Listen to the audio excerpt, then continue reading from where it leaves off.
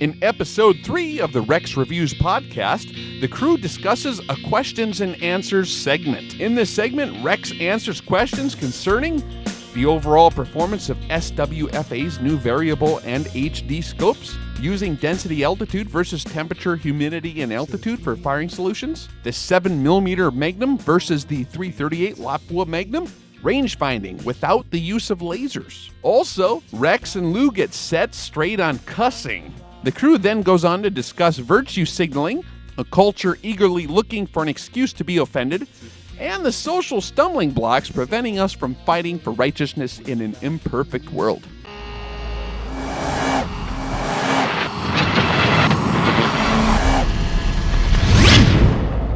We're broadcasting today from a sunny and windy beach, Glass Beach, California. You might be able to hear a little bit of wind in the background, but otherwise the studio is pretty cozy here today. And it's a beautiful day to be here on the third installment of the Rex Reviews podcast.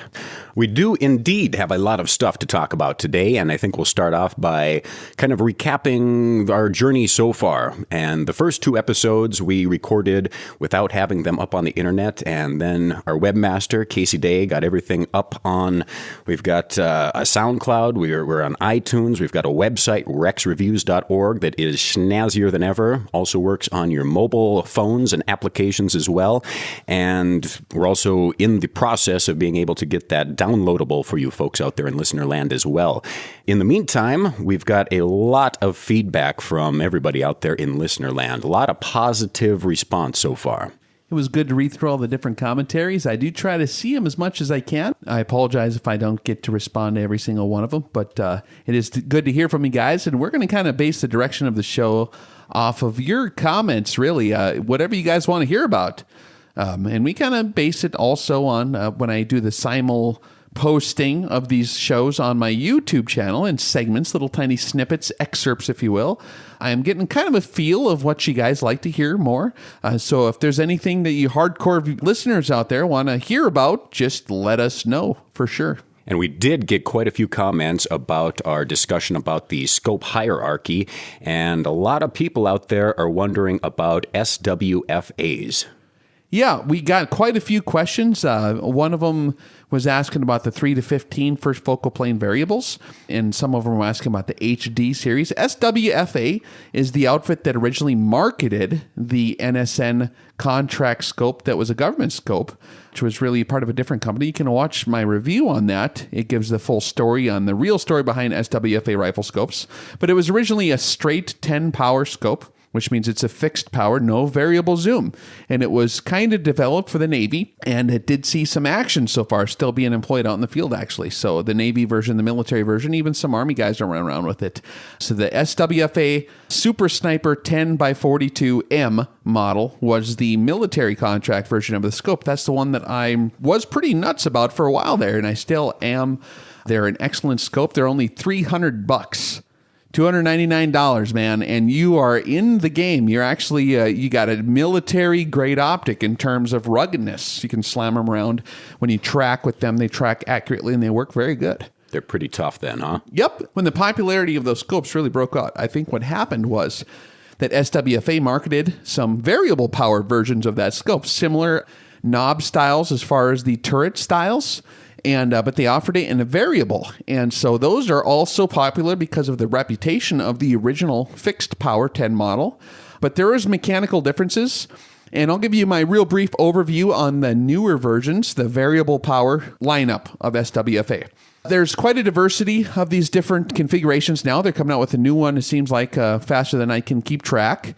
But really, most of them are configured quite smart. They have a first focal plane reticle, which is essential for our craft for long-range precision shooting. You want your reticle to stay proportional to the actual target size and all this when you're adjusting, so you can use it at any power magnification. For extreme long-range stuff, that's important. One issue that you need to be aware of, in my opinion, is if you have too much magnification on one of these scopes, unless you're in the HD models, okay? The HD is the high density, or some people market it as high definition, right? Same thing, basically, practically speaking. If you have too much magnification without the glass quality improvement, the magnification is not as useful because you're just zooming in on a blurry image. And we discuss this in detail in my scope reviews. Just keep that in mind. If you're getting something much over 16 power or higher, those higher magnification ranges are not going to really be that helpful. They're not going to add any stature to your capabilities when you're talking about long-range shooting over the 10, because the 10 is going to be crystal clear. You're just zooming in on that same image.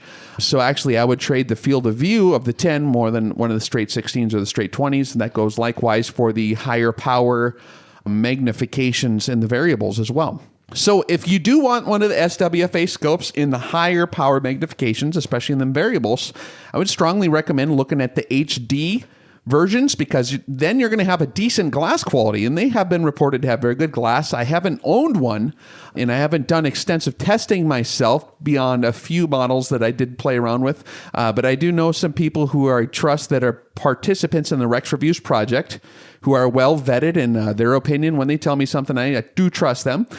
They've been running them and they love them. They love the HD model SWFA scopes. They're great. When you crank them up, you still have a nice clear image. The reason I haven't maybe purchased one for myself, and this is just my opinion, I think that the really cool thing about the SWFA scopes in the whole first place was their value. $300 to get into a decent scope was an incredible value.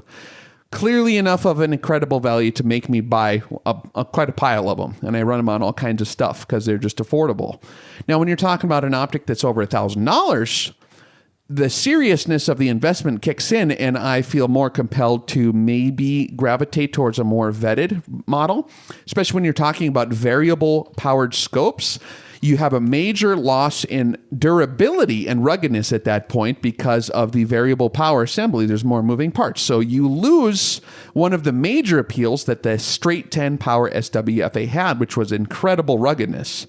When you add the variable power setup into it, now you're really stretching out those resources dollar-wise, and that money is now going towards the complexity of the optic rather than everything being solid. A variable power scope is very difficult to construct in a rugged fashion.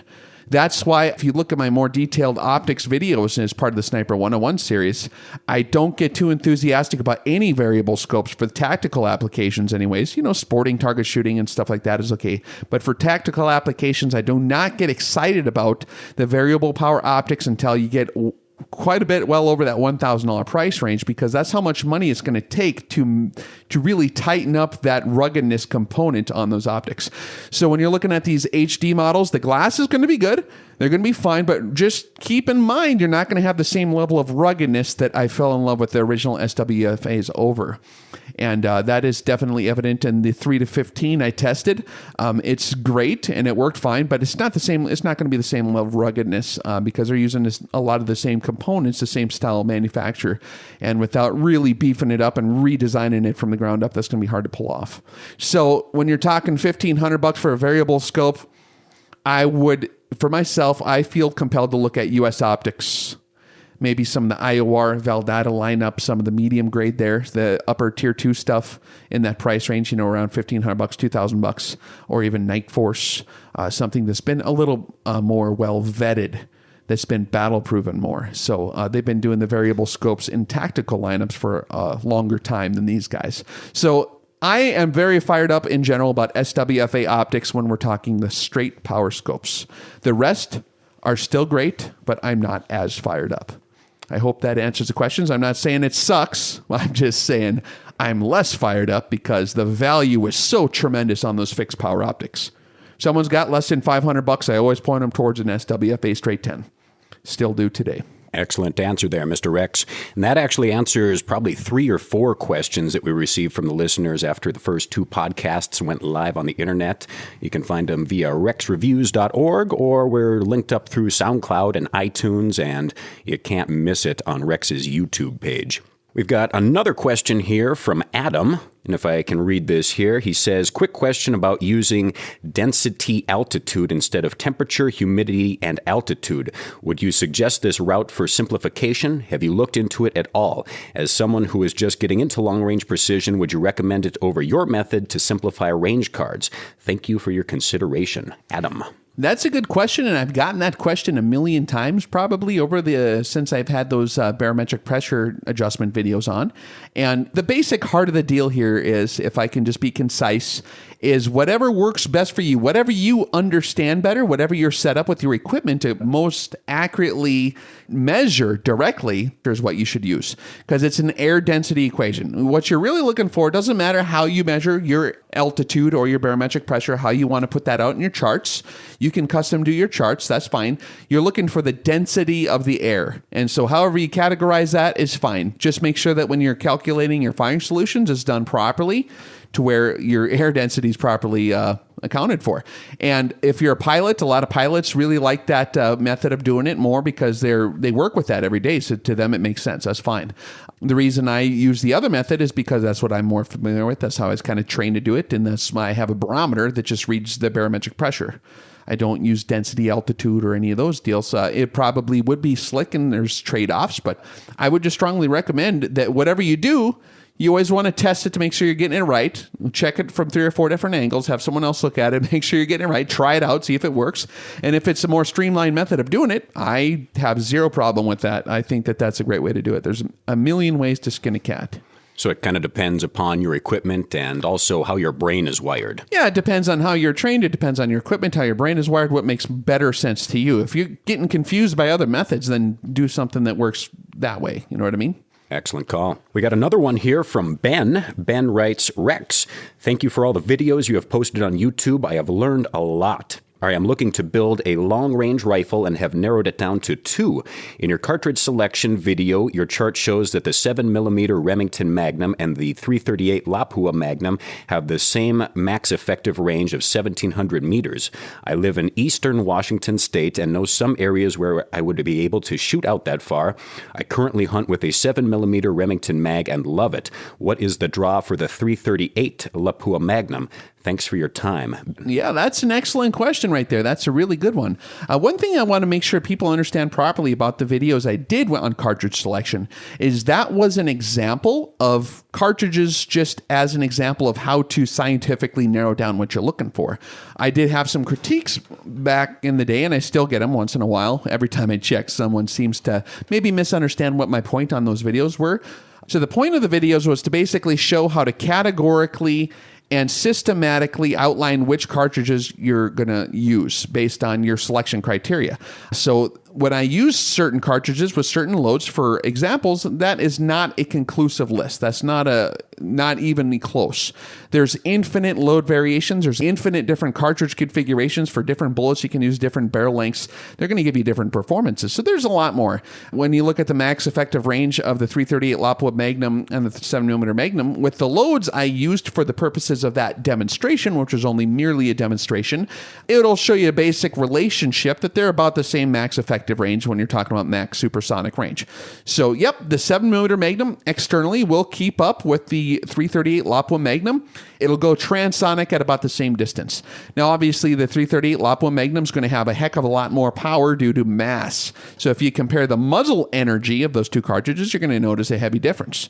If you got a 300 grain bullet flying out of a .338 and you got the maybe a 160 grain or whatever you're using, 175 out of a 7mm Magnum, whatever bullet you're using, it's going to vary quite a bit at that distance. So you want to pick which bullet your rifle's going to shoot the best and what your twist was designed for. Keep that in mind too. You don't want to use too heavy of a bullet for your twist ratio. But if your rifle shoots the bullet good, get the heaviest, biggest, the longest, sleekest, highest ballistic coefficient bullet you can get. And at that point, if you're hunting at long range, like large game, if you need the edge on power, .338's your choice. If you are target shooting, maybe 7mm Magnum would be more adequate. If you're hunting medium game like deer, even elk, a 7mm Magnum will kill a deer easy at 1,000. Use the right bullets. It'll just go all the way through. No problem. I know lots of folks who do that quite often. My dad used to do that. One of the participants of the Rex Reviews Project, 188 Mule. Both of those folks there, they use the 7mm Magnum to great effect on medium game. Coyotes, deer, no problem at 1,000. If you're shooting elk, you're going to want the power advantage. You're going to want a .338 Lapua Magnum. That's going to give you the power advantage. Also, if you're going to do more high volume shooting, This is kind of a trade-off. If you're shooting a lot of rounds, we just uploaded a video on this. It's about cartridge dynamics and throat erosion. Some cartridges are harder on the throat region of the barrel than others because of overbore. There's so much powder in comparison with the diameter of the bullet and how much fire blasts through that throat region and burns the heck out of your bore there. So you want to keep that in mind. If you're going to be shooting like high volume, 338 LAPA is actually probably a little easier on your throat region just because of the proportions of the case. Then maybe a 7mm Remington Magnum is kind of hot, and the 7mm Remington Magnum can, burn out your throat more. So if you're going to lay down and shoot off 50 rounds without stopping, 7mm Magnum is probably not going to be that good. 338 is a little more forgiving. However, if you're going to reload, this is probably the contingent factor, honestly, is money. 338 LAPA Magnum, if you are not reloading, is like $6 or $7 a shot. Holy smokes. Yeah, it's like 120 or 140. I never, ever bought a box of ammo in my life for 338 LAPA Magnum.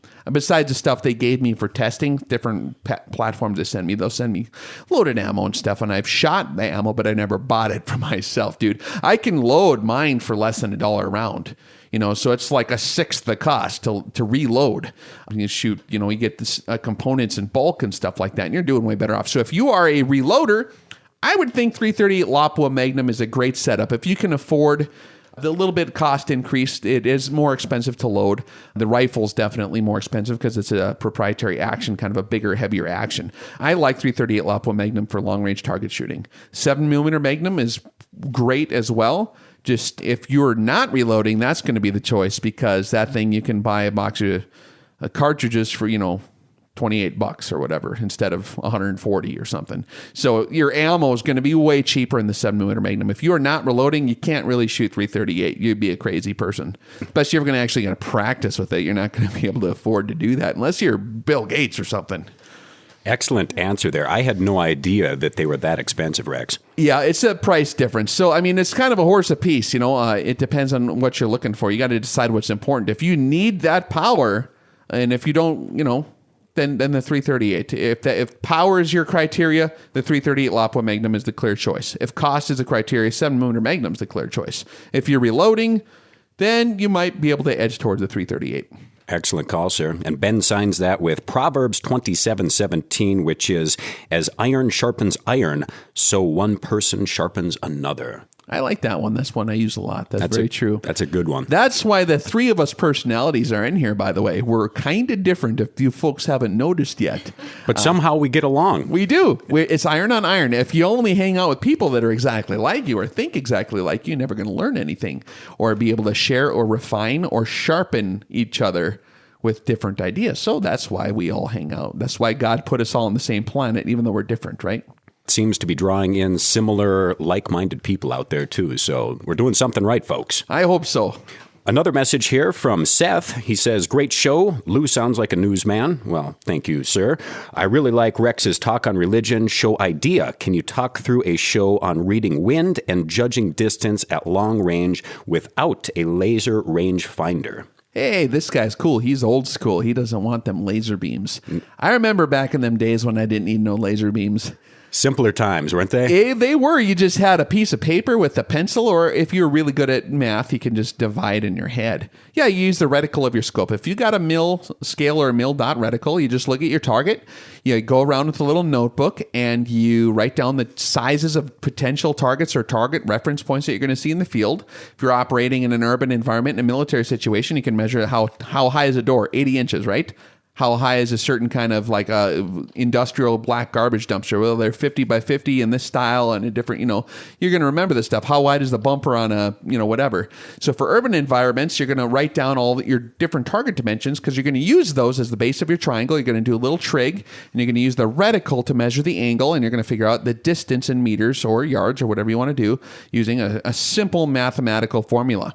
So the reticle will be used for range finding. That's probably the most common way of doing it. Most targets, animate targets, so you can calculate a deer's chest size, right? An elk has a different chest cavity size, or whatever. So you can just figure out how big the critter is you're trying to shoot and measure it with your scope. How many mils tall is this 40-inch steel plate that I shoot all the time, right, in my scope? Okay, well, it takes up 1.7 mils in your scope, and then you take that and you take 40 inches times 25.4 divided by how many mils it was. That'll give you the range in meters. And you can go back into the Sniper 101 series to read. That's why we did the video, so you don't have to do no stinking reading. You can just watch us do it. We'll show you how it's done properly and most effectively. That's probably the easiest way to do it. Carry around a calculator in your pocket or use your brain and do the math. If you're talking about extreme long range and you don't have a laser beam and you want to know how far stuff is, because that's like probably one of the most important things you're going to do out in the field when you're calculating your firing solution, is determining the range of the target. You don't want to calculate. Calculating beyond 700 meters ain't going to be very good for you. There ain't no guessing. That's not going to help you. You need to know how far it is. So you need to determine the range of the target. So all of a sudden, your reticle formula situation is going to be inferior to other methods because it's kind of hard. You start getting a real skinny triangle at that point, unless you got an incredible discerning eyeball like me, because I'm the stud master of measuring things with mil dots. You know me, like I just laser vision, right, Lou? Eagle eyes. Yeah, eagle eyes. That's what they say, right? I can look at a bolt and I can know exactly the diameter of it. Just have that Terminator vision in the little lines in the digital numbers. That's basically what I see. Spatial. I got good spatial perception. I'm just being funny, Lou. I don't mean to be that cocky. My question is, which version of the Terminator do you think you'd be more like? Oh, I'm definitely Terminator 2. Because I ain't going into no gay bar and taking those guys' clothes. That's Terminator 3, and that ain't happening. Terminator 2, no, I come back to save the day, man. I'm the hero guy, right? That's what I would be. The first one would be fun, too, just trying to wreck everything. But no, I'm a nice guy, so I'd be Terminator 2 for sure. Okay. The nice Arnold that takes care of that little snot-nosed little kid run around or whatever. He's ungrateful at first, but in the end, Arnold becomes kind of a father figure. And when he gets into the molten lava and he puts the thumbs up, I cried, man. Oh, it tugs at your heartstrings, doesn't it? I fell in love with that Terminator robot. I'll tell you what. Oh, hey, what were we just talking about? Laser eyes. Laser eyes. Oh, yes, not having lasers. So the other methodology to determining the range to your target, if you're talking about how a professional would do this in the field, this is actually way more expensive and way more cumbersome and way more tedious and way more mentally challenging than using a laser. But in certain environments where you do not have the option of using a laser rangefinder, okay, that does happen. There are certain ways that the potential bad guys can detect lasers. Quite easy, actually. You get a radar detector out of a car sometimes. That might even work. So a lot of a sophisticated enemy is going to know if you're pointing a laser at them. So on a modern battlefield against oppositional force, it's a first world country. If we're going to fight Russia or something, you don't want to be shooting lasers all over unless you want to maybe give your position away. So you're going to have to use optical methods of range finding. It's called triangulation. Whereas the base on the triangle was too small for most target sizes, using the reticle of the scope, you would then use a theodolite. And this is for extreme range. I'm talking beyond 1,000 meters, like beyond 1,500. This is where hard target interdiction teams are taking out equipment or select targets at 2,000, 3,000 meters with a 50. Wow. Or a 4-way Chi-Tac or a 20 millimeter or whatever they're using. And a 14.5 millimeter. Go ahead. And you use what, did you say? Theodolite. It's a surveying instrument. Okay. They don't really make them anymore like they used to. An optical theodolite. There's little knobs. It's very precisely geared. It measures angles. And they used to use them back in the day for surveying stuff. And you have like a little plumb bob and you have a little level on there. And actually those HTI teams, like the SAS Commandos and the Delta guys, when they're hunting Scud missiles in Desert Storm Part 1, and even maybe nowadays, who knows what they're doing over there? Nobody really knows what they're doing. But they use theodolites, okay? And the reason for that is you can get an absolute precise measurement of how far your target is. But that's some serious business. I go into that in Sniper 101, talking about the use of theodolites just briefly. There's a book on it called Hard Target Interdiction, 50 Caliber Complete Sniper Course or something by Dean Michaelis. He's actually born and raised not too far from where I was. So he would be a local to me, I guess. But he kind of wrote the book on hard target interdiction. And he taught at the SOTIC, the Special Operations Target Interdiction course, the whole course on that deal. So if you want more information, he has a great book on that subject. And that's what I would point you towards. So if you don't got a laser, you can use your spatial perception. A lot of people can look and say, hey, that's 600 yards and they're pretty darn close. My old man's great at that. Some people can't. So if you can't, you got to use your reticle, or then you got to carry a theodolite around or something. That's a tongue twister in itself, that word there. Theodolite. I can't even spell that. Where's it from? The theodolites, well, a lot of them, you can get them military surplus ones. If you find the old ones, Leica made some, I believe. Zeiss made a bunch. If you want to buy a brand new one that's American or something, you're going to spend $10,000. Oh, really? Yeah, it's a precision instrument, an optical theodolite with the amount of precision you need to get this done right. Because then you survey the target using that, you make a triangle. It's quite a process. And then you have to do trigonometry. I mean, there's calculus involved in some of the other calculations too, but that's getting really splitting hairs. But to judge the ranges is pretty simple trigonometry. But when you're using theodolite, you got to get all your distances right. You got to be a professional to do that. That's not something you're going to do hunting a deer or something. So that's your options for that deal. A very well explained answer there, sir.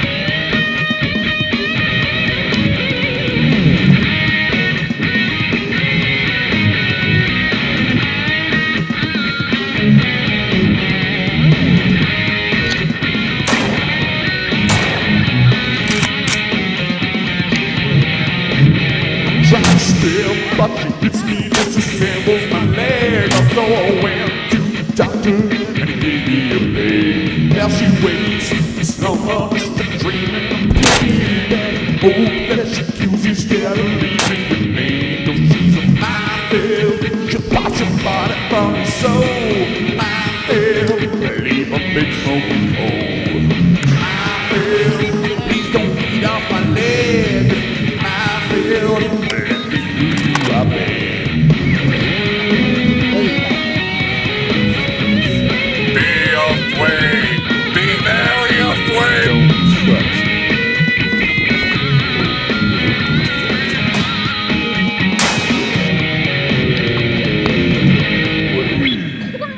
What's that little round thing over there?